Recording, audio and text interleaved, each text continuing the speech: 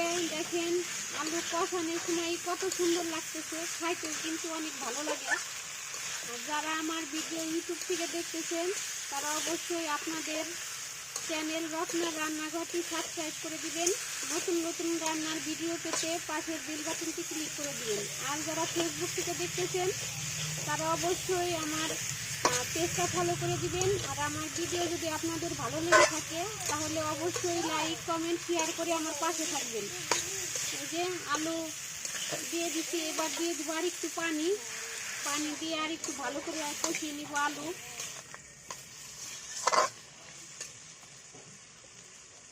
এবার ঢাকনা দিয়ে ঢেকে কিছুক্ষণ কষিয়ে নিব।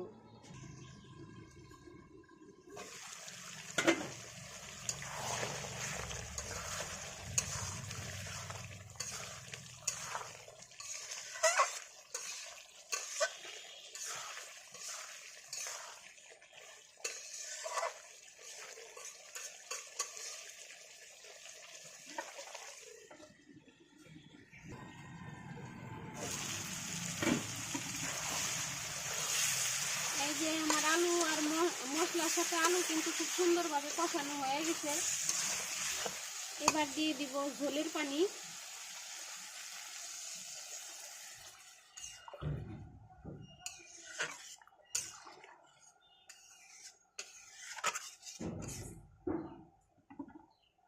ঢাকনা দিয়ে ঢেকে দিব।